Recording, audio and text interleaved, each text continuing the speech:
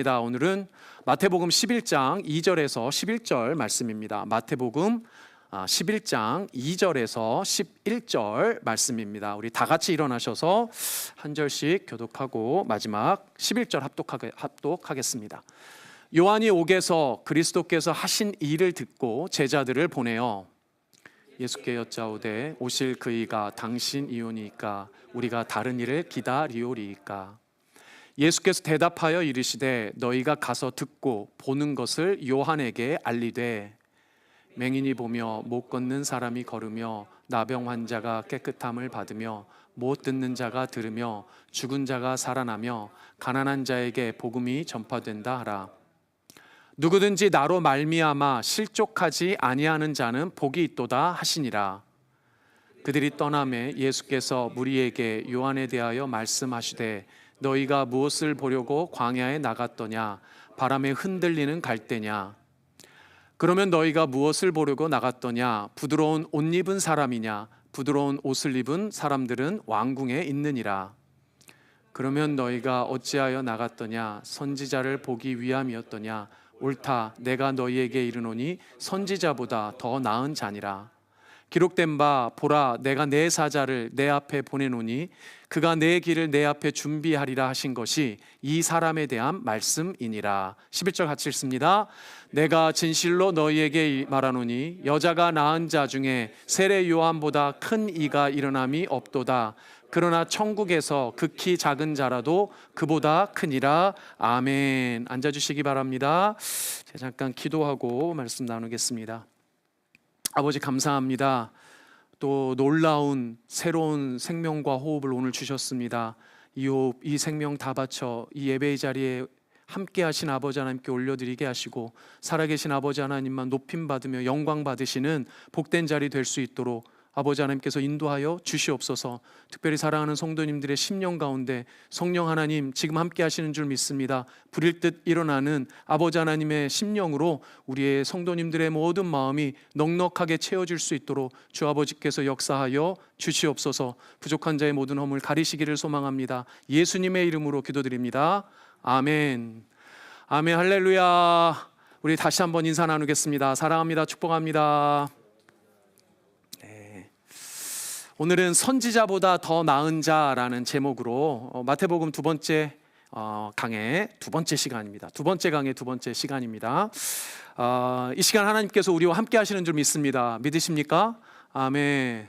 할렐루야로 함께 하시는 여러분들의 예배를 이 시간 살아계신 주님께서 받아주실 줄 믿습니다. 여러분들 마음을 다하여서 이 시간 예배하고 또 말씀 듣는 이 시간 되었으면 좋겠습니다. 오늘 먼저 읽지 않은 16절 17절 말씀을 좀 읽었으면 좋겠습니다. 16절에 이렇게 말씀합니다. 이 세대를 무엇으로 비유할까? 비유하건대 아이들이 장터에 앉아 제 동물을 불러 이르되 우리가 너희를 향하여 피리를 불어도 너희가 춤추지 않고 우리가 슬피 울어도 너희가 가슴을 치지 아니하였다 함과 같도다. 피리를 분다는 것은 잔치를 하고 있다는 겁니다. 잔치를 하고 파티를 하는데 춤을 추지 않는 거예요. 여러분들 슬피 울어야 되는 절망적인 상황, 슬퍼야 하는 상황인데 가슴 아파하지 않습니다. 이 비유는 모두 반응하지 않는 세대, 영적으로 무감각해진 세대를 예수님께서 지적하는 말씀입니다. 여러분들 장터는 어떤 곳입니까? 많은 사람들이 붐비는 곳이에요. 소란스러운 곳입니다. 엄청나게 많은 일이 일어나고 있는데 영적으로 전혀 느끼고 반응할 수 없는 세대라는 거예요. 그래서 세례 요한 심지어는 예수님이 말씀하시는데 아무런 반응이 없는 겁니다. 회개조차 할 수 없는 세대를 말합니다. 지금 그런 세대를 예수님이 진단하시는 세대이고 그건 그 당시의 세대일 뿐만 아니라 바로 지금의 세대이기도 한 겁니다. 여러분들은 어떻습니까? 여러분들은 지금 하나님의 말씀에 반응하고 계십니까? 여러분들은 간절하십니까? 예수님에 대해서 말씀에 대해서 얼마나 간절한 마음으로 이곳에 계십니까? 사랑하는 여러분들, 저는 여러분들이 말씀에 반응하는 살아있는 영혼이시기를 바랍니다. 여러분들이 구원받은 백성이고 하나님의 자녀이면 여러분들의 영혼은 살아있어야 마땅합니다. 그리고 살아있다는 것은 여러분들의 말씀에 반응한다는 거예요. 여러분들의 영혼이 살아있다면 오늘 듣는 이 말씀 가운데도 분명 반응해야 될 줄 믿습니다. 죄를 지적하는 말씀에는 마음을 찢는 회개의 기도가 있어야 됩니다. 탄식이 있어야 합니다. 회복과 자유를 선포하는 말씀에는 여러분들 기쁨을 주체할 수 없어서 다윗과 같은 춤을 출 수 있는 그런 마음이어야 합니다. 그게 합당하고 당연한 겁니다. 그 사랑하는 성도 여러분들, 여러분들 이 시간 주님 주시는 말씀에 반응하는 은혜가 있기를 소망합니다. 성령께서 여러분들 심령 가운데 있다면 여러분들 이 말씀 가운데 반응해서 여러분들 심령이 다시 한번 깨어나고 회개의 영이 부어지어지고 기쁨의 영이 부어지는 시간 되시기를 소망합니다. 아멘. 오늘 본문은 여러분들 잘 아시는 세례 요한이 예수님과 함께 등장을 합니다. 세례 요한은 예수님이 공생애를 처음 시작하실 때 여러분들 지난번에 말씀 들은 대로 예수님께 세례를 드려서 예수님의 공생애 사역이 공식적으로 이제 시작되었다는 것을 선포했었던 중요한 인물입니다. 하나님의 말씀을 선포하였던 선지자였고 사실 당대 유대인들에게 가장 존경받는 사람이기도 했습니다.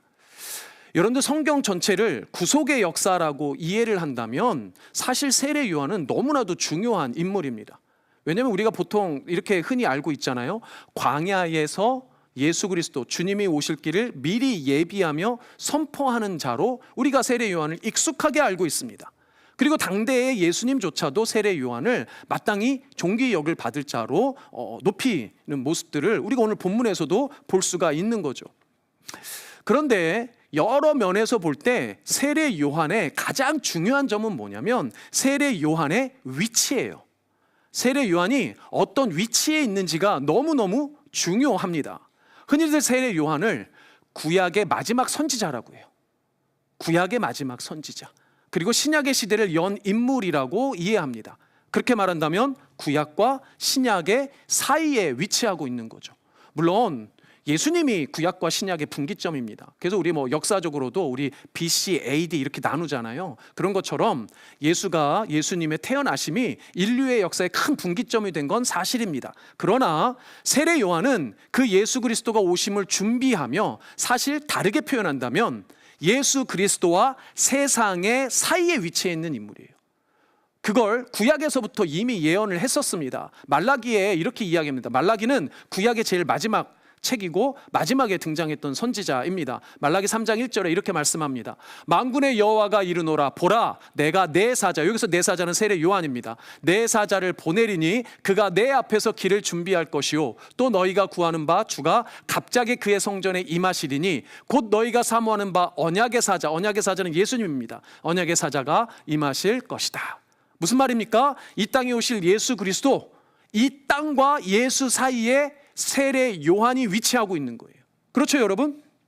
세례 요한은 사실상 예수님이 이 땅에서 사역을 시작하는 그 시점에 놀랍게도 그는 역사의 무대 뒤로 사라졌습니다. 마태복음 4장 12절에 보면 우리가 이미 봤었는데요. 이렇게 말씀합니다.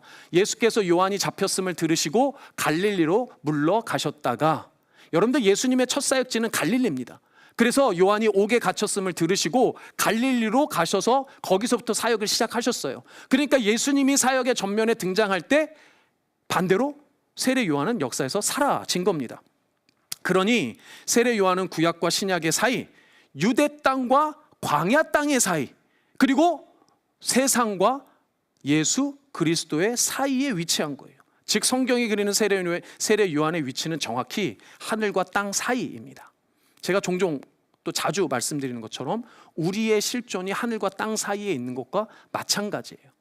그래서 이걸 다르게 표현한다면 세상과 예수 사이에 위치한 요한의 삶이 바로 예수 그리스도의 제자된 우리의 삶과 다름이 없다는 겁니다. 우리가 바로 예수와 세상 사이에 위치하고 있는 거예요. 세례 요한과 같이. 그 삶을 비유하자면 꼭 고래등 싸움에 고래 싸움에 새우등 터지는 새우골 싸움이에요. 새우골 삶이에요. 말이 혼나오네. 새우와 같은 삶이 우리의 삶이라는 거예요. 여러분들 하나님이 얼마나 크십니까? 하나님이 얼마나 크세요? 신앙 좋다는 사람이 제일 무서워하는 게 누구냐면 하나님이죠. 말씀 안 지키면 어떻게 될 것 같고 무섭잖아요. 제일 무섭고 제일 두렵고 제일 큰 존재가 사실은 하나님 아닙니까? 이 모태신앙인 분들이 특별히 청소년 시기, 청년 시기에 가장 크고 두렵게 느낄 수 있는 존재가 사실 하나님이에요. 제가 사실 그랬습니다.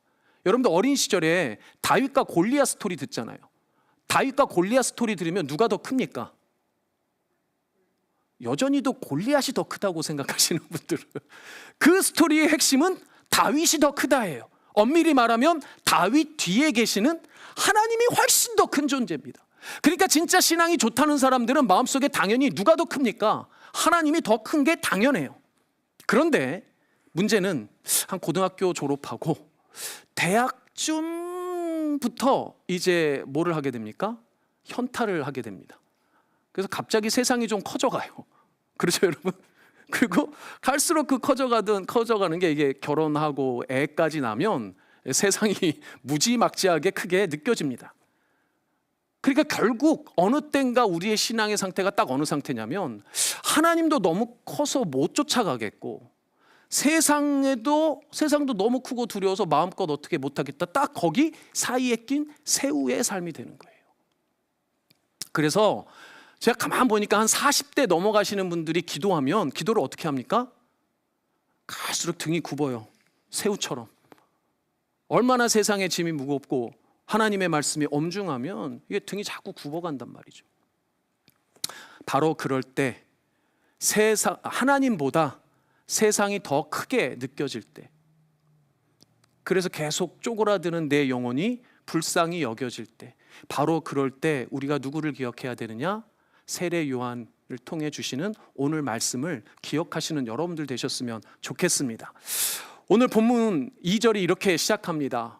요한이 옥에서 그리스도께서 하신 일을 듣고 제자들을 보내요. 요한이 지금 옥에 갇혀 있는 상황이에요. 갇혀 있는데 요 옥 안에 있는 동안에 예수님에 대한 소문들이 이제 소식들이 들려오는 겁니다. 그래서 제자들을 예수님에게 보냅니다. 제자들을 통해서 묻습니다. 예수께 여짜오되 오실 그이가 당신 이오니이까 우리가 다른 이를 기다리오리이까.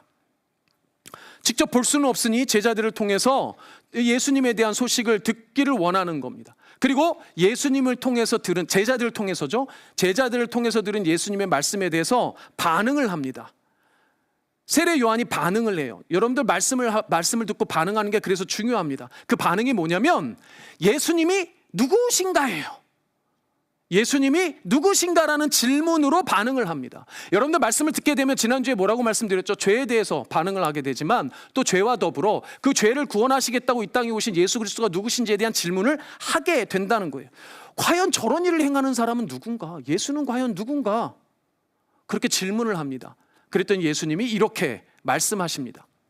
맹인이 보며 못 걷는 사람이 걸으며 나병 환자가 깨끗함을 받으며 못 듣는 자가 들으며 죽은 자가 살아나며 가난한 자에게 복음이 전파된다 하라. 이 모든 이 말씀에 그려지고 있는 행적들은 구약의 이사야서에서, 여러분들 이사야서에는 많은 부분이 메시아를 예언하는 말씀이잖아요. 그 예언하는 메시아의 행적들을 정리한 내용 중에 하나.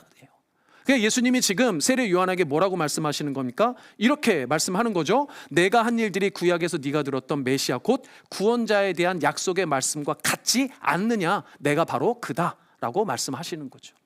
세례 요한에게 말이죠. 즉 네가 지금 목숨을 걸고 선포했던 그 광야에서 외치던 그 메시아가 바로 나라고 세례 요한에게 확인시켜 주는 겁니다.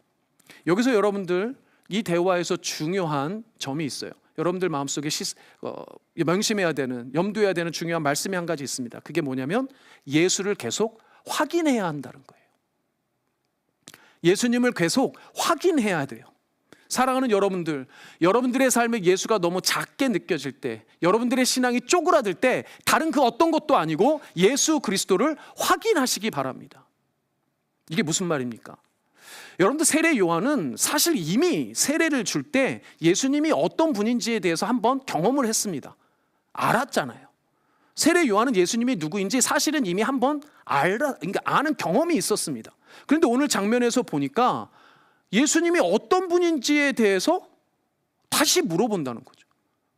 왜 다시 물어봤을까요? 오늘 본문에서 다시 물어본 이유가 대단히 상황적으로 분명해집니다. 왜냐하면 여러 가지 이유가 있는데 가장 큰 이유는 예수님이 공생애를 시작하신 이후에 예수님에 대한 반대자들이 많이 등장했습니다. 예수님에 대해서 반대하는 사람들이 많았어요.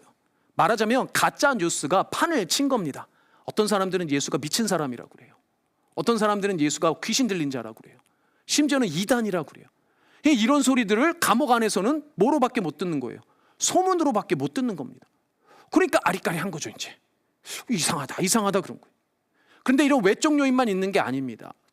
세례 요한 자신의 내적 이유도 있어요. 어떤 이유일까요? 가장 중요한 사실은 본인이 지금 감옥에 갇혀 있다는 거예요. 본인이 지금 감옥에 갇혀 있어요. 메시아가 오면 어떻게 돼야 돼요? 해방이 돼야 돼요. 모든 옥에서 탈출해야 돼요. 심지어 여러분들 잘 아시는 대로 예수님이 이 땅에서 계시다가 승천하고 올라간 뒤에 제자들의 행적을 보면 비슷한 상황이 있었습니다. 베드로가 감옥에 갇혀 있다가 천사의 도움으로 풀려났잖아요. 사도 바울과 실라도 마찬가지였습니다. 옥에 갇혀 있던 중에 지진이 나서 감옥이 다 무너지는 놀라운 기적의 경험으로 감옥에서 풀려날 수 있는 일들이 있었다는 거죠. 그런데 막상 예수님이 오신 그 자리에 세례 요한은 지금 현재 어디예요? 감옥이에요. 여러분들 세례 요한은 더더군다나 예수님의 친척입니다. 형님뻘이에요. 그럼 인간적으로 이런 생각 할지 않았겠어요? 아니 저희 동생인데 형을 이대로 가만둘까? 뭐 이런 생각 안 했겠습니까? 구원자가 오고 메시아가 왔는데 여전히 감옥에 갇혀있는 자기 신세를 보면 뭐 이상하다, 진짜 온 거 맞아? 라는 생각을 분명히 할 수 있을 거라는 거죠. 여러분들, 하나님의 말씀의 소리보다 세상의 소리가 더 크고 더 설득력 있게 들릴 때가 있어요. 바로 그럴 때 여러분들이 무엇을 해야 합니까? 그렇게 혼란스러울 때 예수를 다시 확인해야 한다는 거예요. 데이빗 터너라는 신학자는 세례 요한의 지금 이 상태를 이렇게 말합니다. 예수를 믿으려 하지만 여전히 확신이 부족한 상태. 예수를, 여러분들 교회 다니는 분들은 다 예수님 믿고 싶어요. 그런데 확신이 부족해요. 뭔가 내 삶을 둘러싸고 있는 세상의 소리가 더 크게 들려지고 더 설득력 있게 들려지고 내 삶에는 별로 뭐 맨날 복 그러는데 복은 없는 것 같고 맨날 너무 힘들어. 여전히 고래싸움에 낀 새우와 같은 신세로 스스로가 느껴진다는 겁니다. 우리 가운데 분명히 그런 분들 있으실 것이고 여러분들 누구나 인생에 이런 때는 반드시 찾아오게 마련입니다. 그 가운데 세례 요한이 무엇을 확인했어요? 다른 거 누구도 아니고 예수가 누군지를 확인했어요. 예수님이 누구신지 계속 여러분들 반복해서 확인해야 돼요. 제가 한국에서 청소년들을 위한 여러 가지를, 청소년을 위한 거기도 하고 뭐 저를 위한 거기도 하고, 그런 것 중에 하나가 사교육 시장에 제가 뛰어들었던 적이 좀 있습니다. 사교육을 이렇게 열심히 이렇게 준비해서 아이들 가르치는 일을 이렇게 하면서 오랜 시간 이렇게 좀 아이들과 만나다 보니 가장 좋은 학습법 또 뭐 교수법이 뭘까? 이게 결론이 뭐였냐면 코칭이었어요. 코칭. 그게 제가 뭐 코칭 학원도 하고 뭐 이런 뭐 코칭에 관련된 일들을 여러 가지 했었습니다. 코칭 쉽게 말하면 이거예요. 잡은 고기를 주는 게 아니고 고기 잡는 법을 알려주는 거예요. 그것도 스스로 잡을 수 있도록 이렇게 해주는 게 코칭 시스템의 핵심입니다. 뭐 이런 거를 막 개발하고 적용하면서 학생들이 어떻게 학습하는지를 이렇게 가만히 보니까 공부 잘하는 애들, 점수 잘 나오는 애들의 특징들이 있더라고요. 이런 걸 잘 해가지고 제가 이렇게 약간 시스템을 만들었었어요. 그 시스템의 학습법 중에 첫 번째 규칙이 뭐냐면 반복이에요. 반복을 얼마나 잘 할 수 있게 도와주느냐가 코칭 학습법의 중요한 특징 중에 하나입니다. 그러니까 반복을 잘 해야 돼요. 여러분들 반복하면 잘 외우게 돼 있고 잘 외우면 확신하게 되어 있습니다. 신앙도 마찬가지여서 반복해서 예수님을 거듭 확인하는 게 너무너무 중요해요. 한 번 은혜 받아서 그게 끝이 아닙니다. 지난 수련회 한 번 은혜 받아서 이번 달 10월 달은 내가 되게 은혜로웠어. 11월 달도 그렇지 않다는 거예요. 여러분들 예수님을 반복해서 확인하지 않으면 안 되는 겁니다. 날마다 이 부분을 붙들고 여러분들 기도해야 돼요. 물어보고 확인하고 또 반복해서 고백해야 합니다. 주님은 나의 구원자이시지요. 주님은 나의 왕이시지요. 주님은 나의 지금도 함께 하시는 예수님이시지요. 반복해서 확인해야 돼요. 고백해야 돼요. 찬양해야 돼요. 여러분들이 날마다 그 기도에 대한 대답을 말씀으로 받아야 합니다. 여러분들 날마다 말씀을 공급받아야 되는 가장 큰 이유, 가장 중요한 이유, 오늘 뭐라고 했나요? 말씀 아니면 예수가 누구인지를 확인할 길이 없어요. 사랑하는 여러분들, 끊임없이 예수를 확인하는 기도하며 예수를 확신받는 말씀 받는 여러분들 되시기를 축복합니다. 아멘. 두 번째 중요한 건 뭐냐면 여러분들 실족하면 안 됩니다. 여러분들 넘어지면 안 돼요. 요한이 보낸 요한의 제자들에게 예수님이 마지막으로 던진 메시지가 좀 앞뒤가 안 맞는 메시지입니다. 이렇게 말씀합니다. 누구든지 나로 말미암아 실족하지 아니하는 자는 복이 있도다 하시니라. 우리 같이 한번 읽어보겠습니다. 시작. 누구든지 나로 말미암아 실족하지 아니하는 자는 복이 있도다 하시니라. 네, 하시니라입니다. 세례 요한에게 이렇게 얘기하는 거죠. 야, 너 무슨 일이 있어도 나 때문에 실족하지 말아라. 제자들을 통해서 그렇게 전하라는 겁니다. 야, 너 무슨 일이 있어도 나 때문에 실족하지 말아라. 지금 세례 요한에게 어떤 일들이 닥치고 있습니까? 지금 본인은 감옥에 갇혀 있어요. 그런데 우리 여러분들은 아시는 대로 세례 요한은 얼마 있지 않아 정말 참혹한 죽음을 당하게 됩니다. 정말 너무 허망하게 죽고 맙니다. 구원자 메시아가 왔으니 이제 나도 감옥에서 곧 나가겠지라는 생각할 수도 있다고 말씀드렸잖아요. 그런데 예수님이 그렇게 말씀하시는 거예요. 네가 감옥에서 나가지 못하더라도 실족하지 말아라요. 죽은 자도 살리시는 구원자가 왔는데 그럼에도 불구하고 네가 감옥에서 벗어나지 못하고 허망하게 죽더라도 실족하지 말아라예요. 심하게 얘기하면 미안하지만 꿈 깨. 네 예상대로 네 기대대로 되지 않을 거야. 그래도 실족하지 말아라 합니다. 예수님이 이 말씀을 하실 때 사실은 가장 먼저 이 얘기를 들은 건 누굴까요? 감옥에 있던 세례 요한이 아닙니다. 요한의 제자들과 더불어 지금 예수님과 함께하고 있는 예수님의 제자들이에요. 예수님의 제자들이 이 얘기를 듣고 깜짝 놀랐을 겁니다. 내 기도대로 되지 않아도 실족하지 말라고? 내 꿈대로 되지 않아도 실족하지 말라고? 이 얘기를 하신 이유는 실족한 일이 벌어진다는 거예요? 안 벌어진다는 거예요?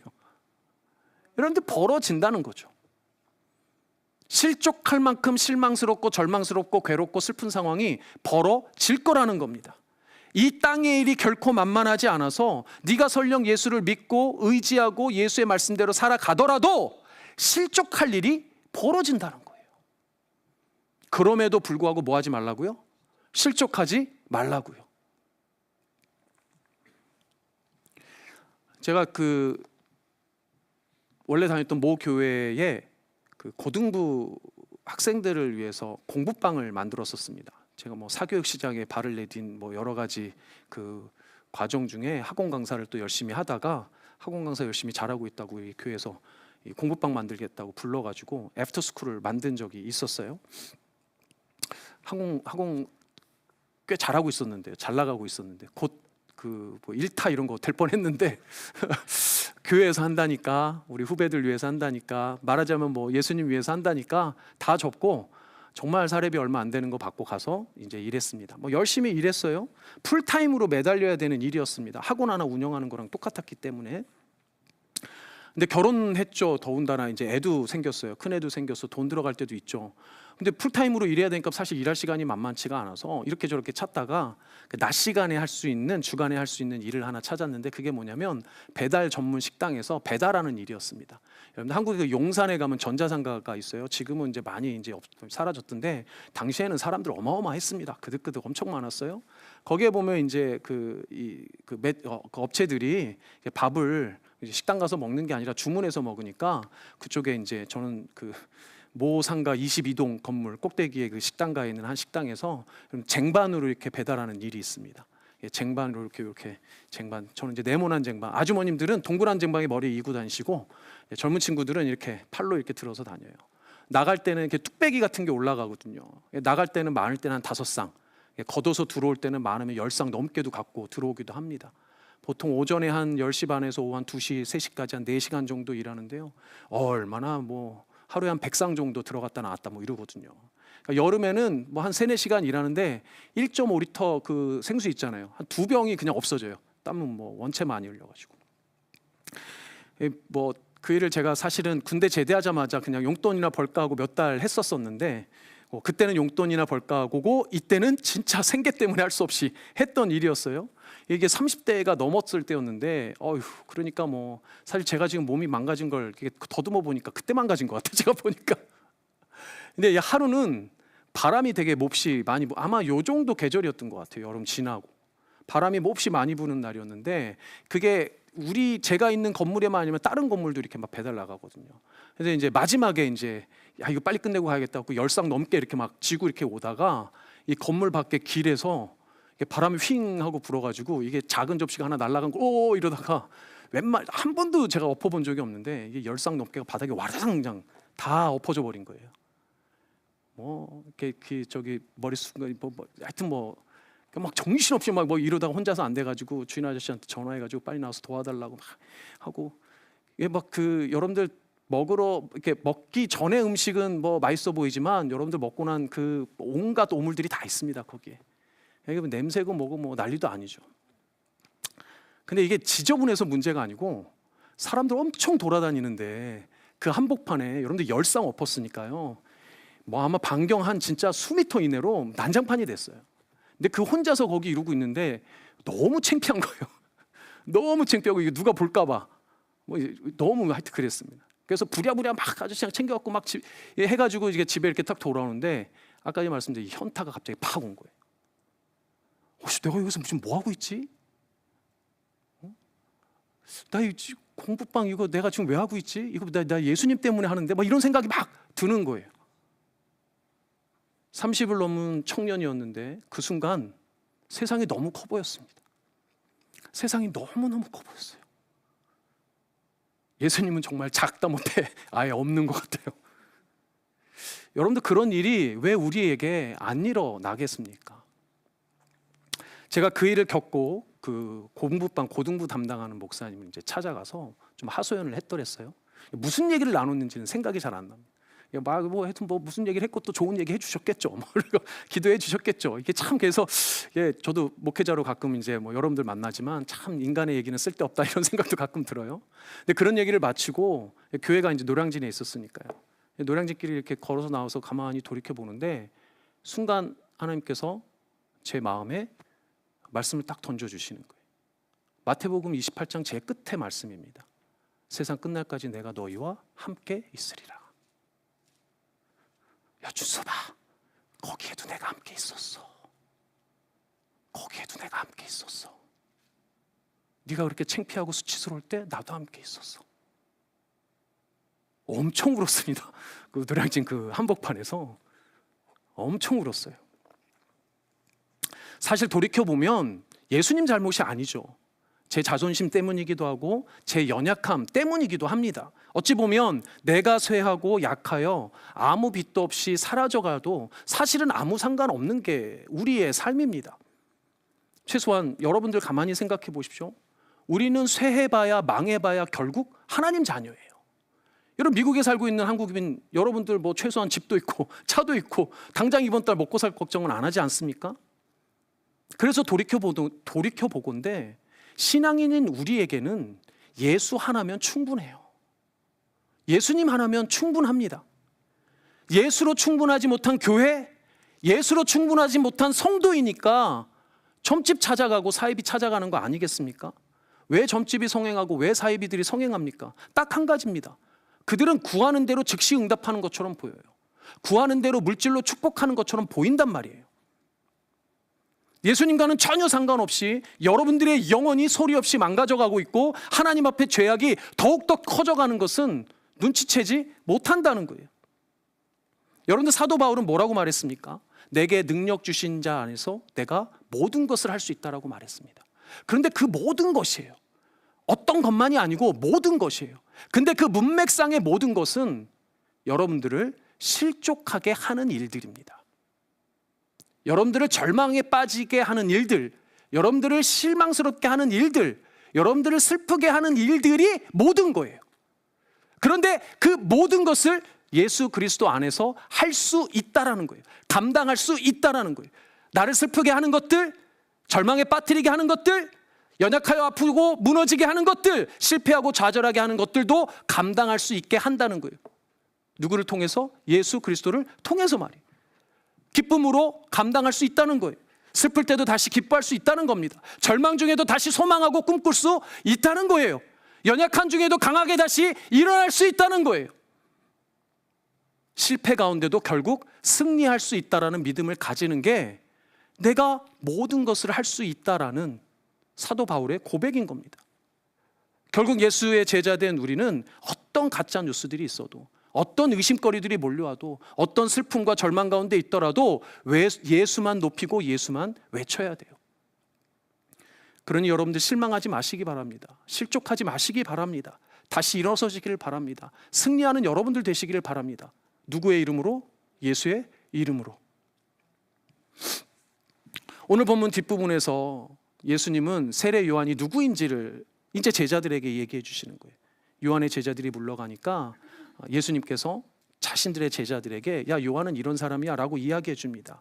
세례 요한은 무슨 일이 있을 때마다 연약하여 흔들려 버리는 갈대와 같은 인물이 아니라고 말씀하십니다. 그렇다고 왕궁에서 부드러운 옷을 입고 호의호식하며 자기 권력에 심취한 그런 인물로 묘사하지도 않습니다. 이 땅에 아무 일 없이 평안하고 넉넉하고 호의호식하며 아무런 실족도 경험하지 못하는 그런 인간이라고 말하지 않으세요. 그럼 어떤 사람이라고 이야기합니까? 이렇게 말씀합니다. 그러면 너희가 어찌하여 나갔더냐? 선지자를 보기 위함이었더냐? 옳도다. 내가 너희에게 이르노니 선지자보다 더 나은 자니라. 그런 요한을 예수님은 너희들이 가장 존경하는, 유대인들이 당시에 가장 존경하던 인물들이 말씀을 전하던 선지자들이었거든요. 너희가 그렇게 존경하는 선지자들보다도 더 나은 선지자야, 최고의 선지자야 라고 칭찬합니다. 근데 여러분, 우리가 자주 있습니다. 요한은요, 세례 요한은요, 십자가도 경험 못했습니다. 오순절 성령 사건과 같이 성령의 임재도 경험하지 못했어요. 그럼에도 불구하고 요한은 예수님께서 선지자들보다 더 나은 자라고 평가하십니다. 근데 여러분들은 어떤 사람들이에요? 여러분들은 십자가를 경험한 사람들입니다. 여러분들은 예수님이 누군지 알고 있는 사람들이고 성령의 임재를 경험한 뿐만 아니라 성령과 함께 동행하는 사람들이에요. 그러니 여러분들은 최소한 선지자보다 더 나은 자인 요한, 그 요한보다 더 나은 사람들이에요. 그렇지 않습니까? 그래서 예수님이 이렇게 말씀하시는 거예요. 같이 읽어보겠습니다. 내가 진실로 너희에게 말하노니 여자가 낳은 자 중에 세례 요한보다 큰 이가 일어남이 없도다. 그러나 천국에서 극히 작은 자라도 그보다 크니라. 할렐루야. 여러분들은 요한보다 더 큰 사람들이에요. 요한보다도 더 존귀한 사람들이라고 예수님이 인정해 주는 사람들이에요. 이 땅에서는 비록 작은 자로 여겨질지 모릅니다. 그러나 저 하늘에서는 분명히 크고도 큰 자들이 여러분들이에요.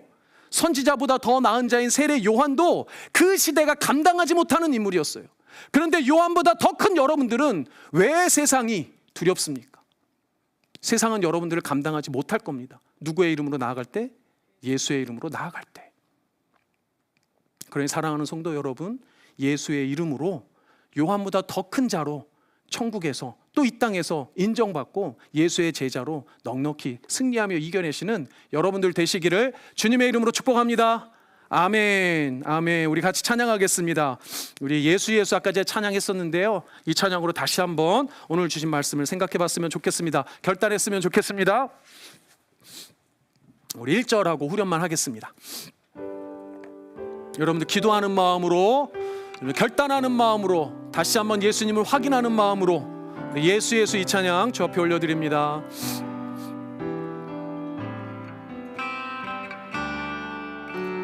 슬픈 마음 있는 자, 몸과 영혼 병든 자, 누구든지 부르시오, 누구든지 부르시오, 예수 이름 부르시오, 예수 이름 부르시오.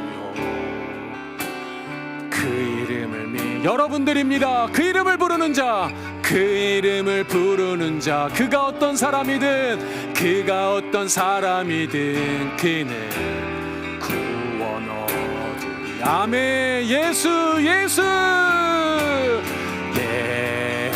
예수 예수, 오 능력의 그 이름 예수, 나 외쳐 부르네. 예수 예수 예수, 오 구원의 그 이름 예수, 나 왜 우리 다시 한번 예수 예수 예수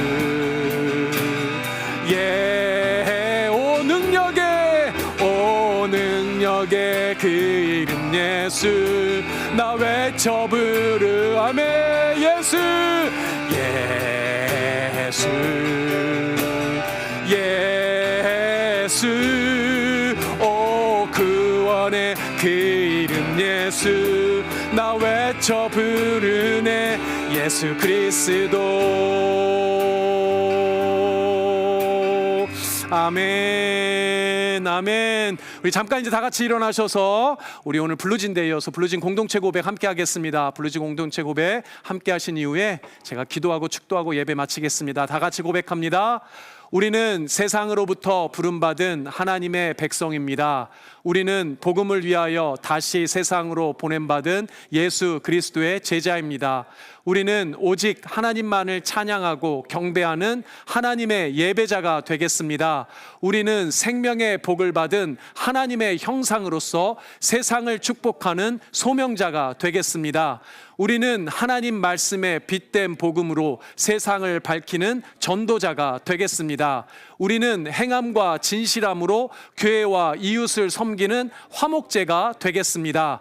그리하여 하나님 나라가 임하며 하나님께만 영광을 돌리는 주님의 공동체가 되겠습니다. 아멘. 제가 기도하겠습니다. 우리의 아버지 감사합니다.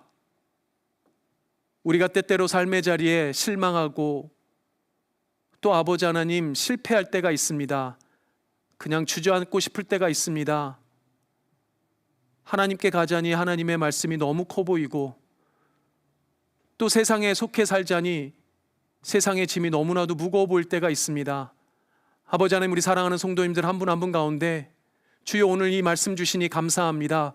그 어떤 상황에서도 아버지 하나님 예수의 이름으로 승리하며 이기며 나아갈 수 있는 우리 성도님들 될 수 있도록 인도하여 주시옵소서. 실족지 않게 하시되 날마다 예수 그리스도의 이름, 그 능력을, 그 구원의 이름을 확인하는 우리 성도님들 될 수 있게 하시고 모든 삶의 자리에서 그 예수의 이름을 외쳐 부르는 주님의 귀하고 복된 제자들, 자녀들 다 될 수 있도록 주님께서 축복하시고 함께하여 주시옵소서.